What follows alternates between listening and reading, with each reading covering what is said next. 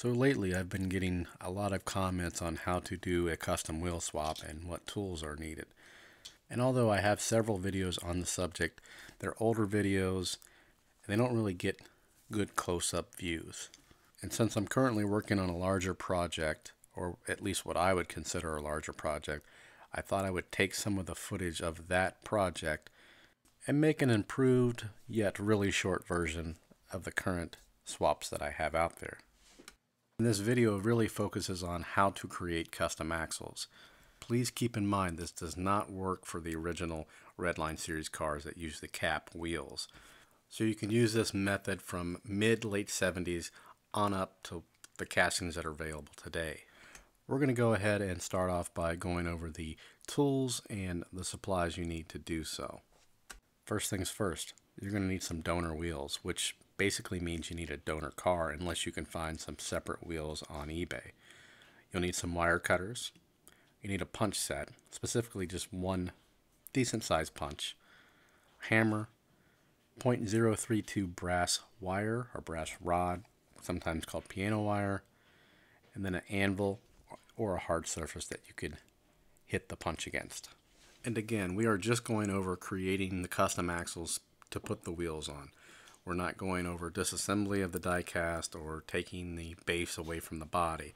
I have several other videos on that subject, and I'll link those down below, or you can hit my channel and search them there as well.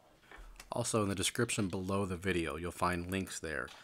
Those are Amazon links. I'll have links to everything you need to complete a custom wheel swap, from the tools to paint. Everything you need with customizing Hot Wheels will be in those links below, so be sure to check those out. So first things first, after you've taken apart the die cast, remove the base from the body, you'll have access to the wheels, and there's a tab there.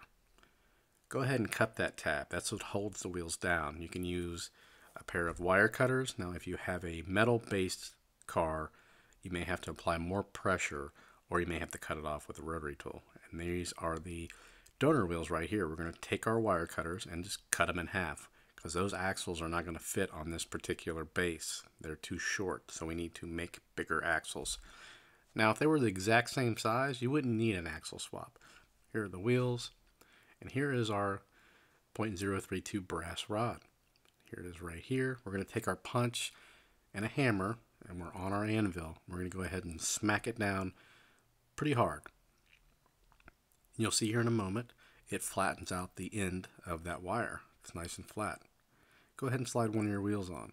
See, it doesn't move, but it does spin, so it keeps it on like a cap. Now you could also glue something on the end, but this is the easiest method.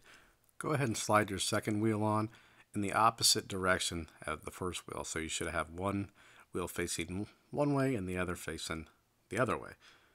Take your wire cutters, get them as close to the base as you can, and cut that wire. This will give us our total overall length. Now get your punch back out and punch down the end you just cut. You can see we have a complete axle with two wheels.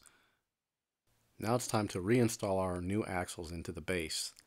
Now we just set them in there, and we're using the stock rear. We're just going to set those in there. Remember, we cut those tabs off, but it's not really important. Here is the interior. Actually, the interior is what holds the axles down. Simply put it in, reassemble the car, and you're done.